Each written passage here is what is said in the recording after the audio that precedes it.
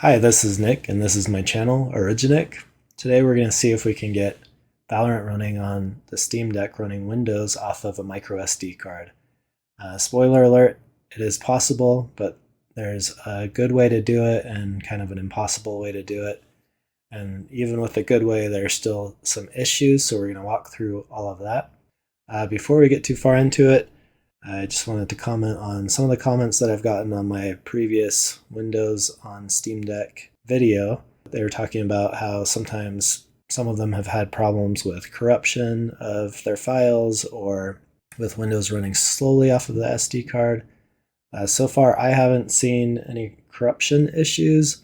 I have sometimes seen some slowness issues, and honestly, running Valorant on a Steam Deck is not the best way to play it.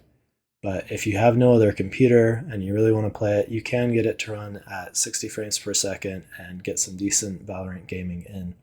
So it's definitely an option if you don't have any other computer. The secret to getting Valorant to work on the Steam Deck is to hook it up to a dock and hook it up to an external monitor. The reason you need to do this is that for some reason, if you just try to run it on the Steam Deck without it being connected to an external monitor, it does this.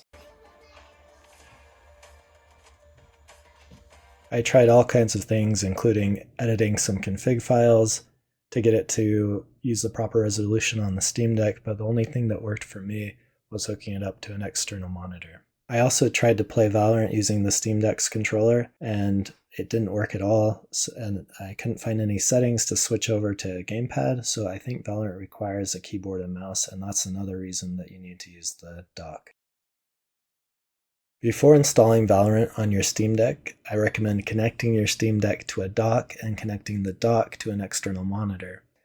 Then go into the Windows power and sleep settings and make sure that the display and the Steam Deck do not go into sleep mode while Valorant is downloading and being installed.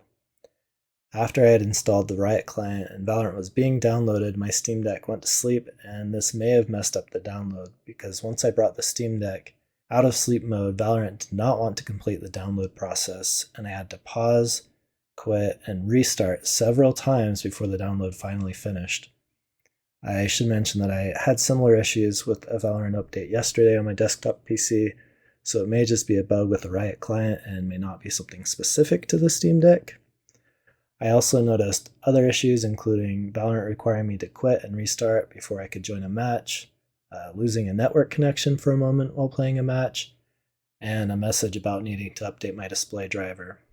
But once I was able to make it into a match, minus the one time I briefly lost connection, everything worked fine. I also noticed that if I turned off the Steam Deck screen so that only the external display was showing the game and then started Valorant, I didn't have as many issues. This is the second big tip to getting Valorant to work well on the Steam Deck. Before installing Valorant, go into the Windows display settings and make sure the resolution of your screen is set the way you want it. I recommend 1920 by 1080 or 2560 by 1440 at the most, because the Steam Deck really isn't powerful enough to run Valorant at 4K.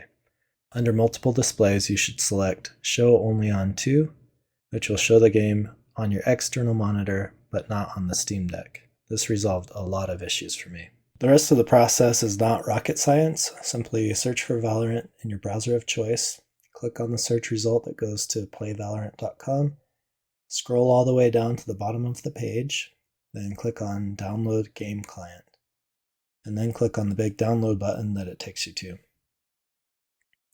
Once it finishes downloading, log in using your Riot game account information, or click on Create Account at the bottom of the screen if you haven't set up an account yet. After that, it's just a matter of waiting for the download to finish and possibly quitting the application or restarting your Steam Deck if the download gets stuck.